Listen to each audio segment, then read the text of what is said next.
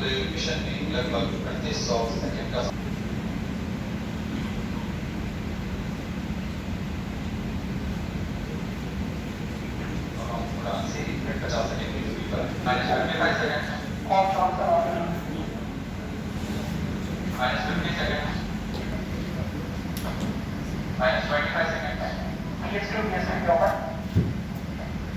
इसका मतलब PSO को किया जाएगा। फिर 30 सेकंड 5 4 3 2 1 0।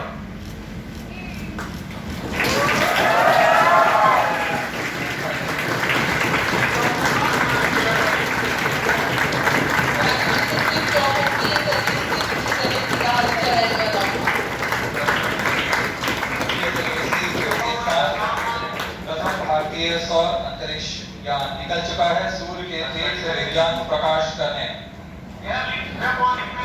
इसके साथ ही एक और कदम है अंतर्ग्रहीय सफर में भारत की उपस्थिति सिद्ध करने का। आप देख रहे हैं PSLV C-57।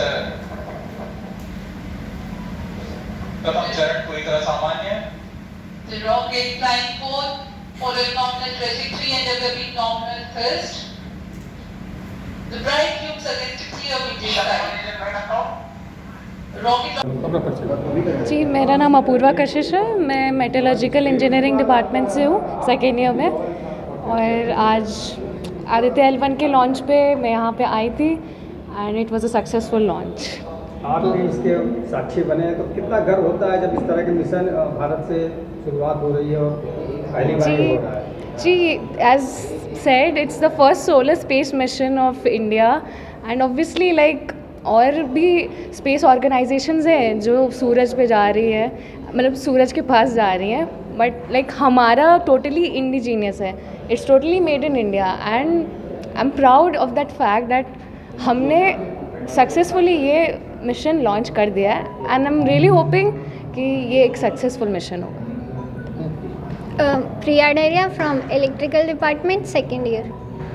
4 महीने की यात्रा कर ये अपनी जगह पहुंचेगा, उसके बाद अपना काम शुरू करेगा।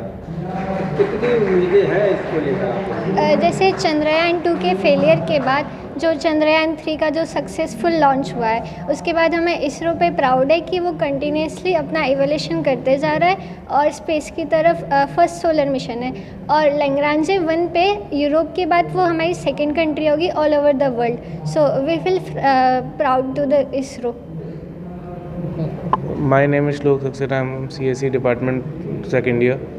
So कल तक जो स्पेस से जुड़े वैज्ञानिक होते थे वो तो या तो नासा से जुड़कर काम करना चाहते थे, लेकिन आज जिस तरह से इसरो स्पेस के लिए काम कर रहा है, तो अब क्या नहीं लगता कि भारत के जो इस तरह के वैज्ञानिक हैं वो अपने देश से जुड़ेंगे, इसरो से जुड़ेंगे?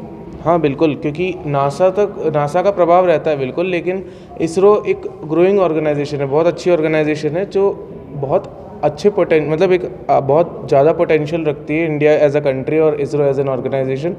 और जो बजट है, जितने बजट में हम लोग काम करते हैं हॉलीवुड मूवी से भी कम वाला, वो बजट एक स्टार फैक्टर है हमारा कि हम इतने कम में इतने अच्छे अच्छे मिशंस कर लेते हैं। तो इसरो एक बहुत हाई पोटेंशियल ऑर्गेनाइजेशन है, तो साइंटिस्ट से जुड़ेंगे, डिफरेंट IIT BHU के स्टूडेंट्स होते हैं, एंथुजियास्टिक होते हैं, प्रोफेसर्स होते हैं, ये सब भी जुड़ते हैं, जो अच्छे साइंटिस्ट होते हैं वो सब भी जुड़ते हैं, तो बहुत ज़्यादा पोटेंशियल है।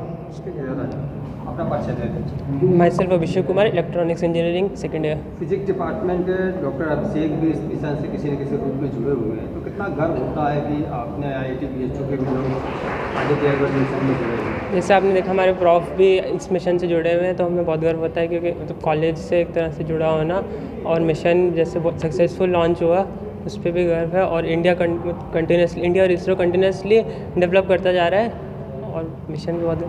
और डॉक्टर अभिषेक ने आप लोगों को लॉन्चिंग के पहले कुछ बातें बताई, तो क्या कुछ जानकारियाँ दी उन्होंने? सर ने जैसे हमें बताया कि मिशन में क्या क्या इंक्लूडेड है, किस तरह के पेलोड्स हैं और मिशन में मतलब बेसिक ऑब्जेक्टिव्स क्या है मिशन के। वो मतलब बेसिकली एक रिसर्च टाइप का मिशन है जो सन की रिसर्च करेगा, सर्च के कोरोना के बारे में। जो L1 पॉइंट है, लैग्रांजियन पॉइंट है, उस जगह पे जाएगा, वहाँ पे सारी जानकारी आपको। मैं डॉक्टर अभिषेक श्रीवास्तव, मैं एक सोलर फिजिसिस्ट हूँ जो IIT BHU में कार्यरत हूँ।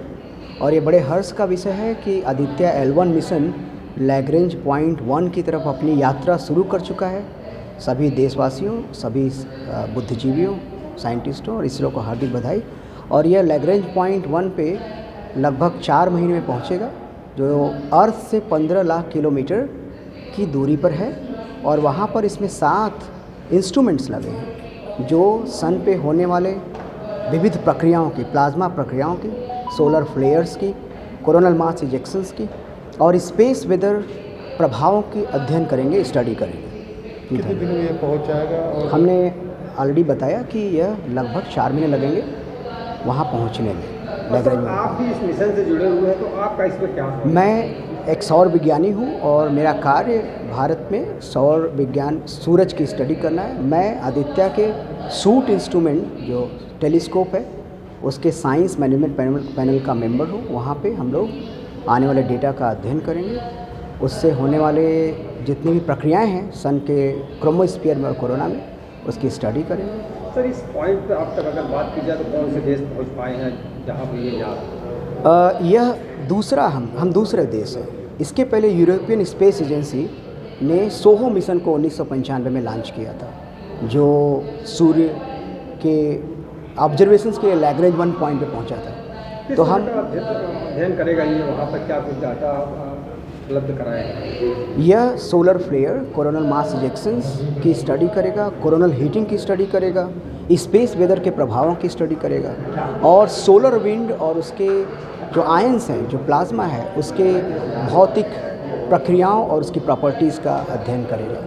कितने पॉइंट होते हैं के लिए जो यहाँ से पृथ्वी से लेकर सूर्य के बीच में इसको स्थापित किया जा सकता है? देखिए, यह 5 लैग्रेंजियन पॉइंट हैं, लेकिन हम L1 पे जा रहे हैं। L1 सूर्य और अर्थ की लाइन पे है, जोड़ने वाली लाइन पे है, और यह हम अर्थ से 15 लाख किलोमीटर दूर जाएंगे, ठीक है। और वहाँ पे जाके एक हेलो ऑर्बिट है जहाँ पे आदित्य L1 जाएगा, वहाँ पहुँचेगा और वहाँ से कंटिन्यूस मतलब लगातार सूरज का ऑब्जर्वेशन करेगा। यह बहुत बड़ी उपलब्धि देश के लिए है और यह अद्वितीय मिशन है, बहुत ही यूनिक है, इसके इंस्ट्रूमेंट्स यूनिक हैं और डेफिनेटली नए खोज और नए भौतिक प्रक्रियाओं का प्रतिपादन होगा। जी धन्यवाद।